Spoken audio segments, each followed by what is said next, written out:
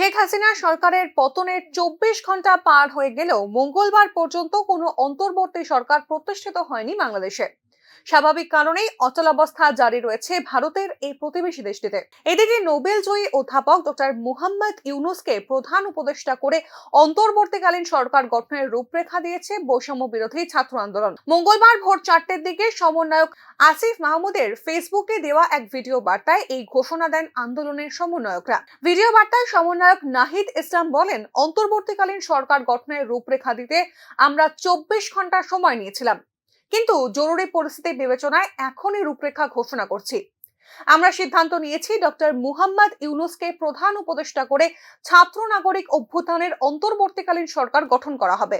তার সঙ্গে আমাদের কথা হয়েছে, তিনি দায়িত্ব নিতে সম্মত হয়েছেন।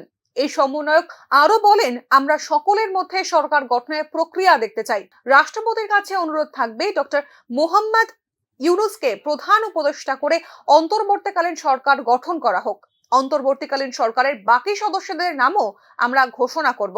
এর আগে সারা দেশে সহিংসতা এবং লুটপাট রোধে ওয়ার্ড ভিত্তিক সাম্প্রদায়িক সম্প্রীতি ও রাষ্ট্রীয় সম্পদ রক্ষা কমিটি গঠনের আহ্বান জানান বৈষম্য বিরোধী ছাত্র আন্দোলনের সমন্বয়ক আসিফ মাহমুদ।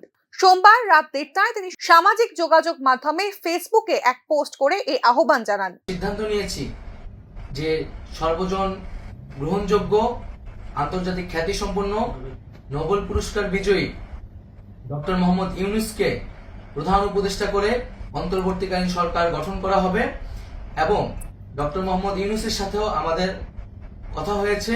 তিনি ছাত্র জনতার আহ্বানে বাংলাদেশকে রক্ষা করতে এই গুরু দায়িত্ব নিতে সম্মত হয়েছে। আমরা সকালের মধ্যেই আমরা এই সরকার গঠনের প্রক্রিয়া দেখতে চাই। এদিকে মঙ্গলবার সরকারের নির্দেশিকা জারি করে প্রাক্তন প্রধানমন্ত্রী তথা বিএনপি নেত্রী খালেদা জিয়াকে স্থায়ীভাবে মুক্তি দেওয়া হয়। পাশাপাশি বৈষম্য বিরোধী আন্দোলনকারীদের বেঁধে দেওয়া সময়ের মধ্যেই সংসদও ভেঙে দিলেন দেশের রাষ্ট্রপতি মোহাম্মদ শাহাবুদ্দিন। গণবিক্ষোভের জেরে বাংলাদেশের প্রধানমন্ত্রী শেখ হাসিনার ইস্তফা এবং দেশত্যাগের পরে নাটকীয় পরিবর্তন হয়েছে বাংলাদেশের রাজনীতিতে।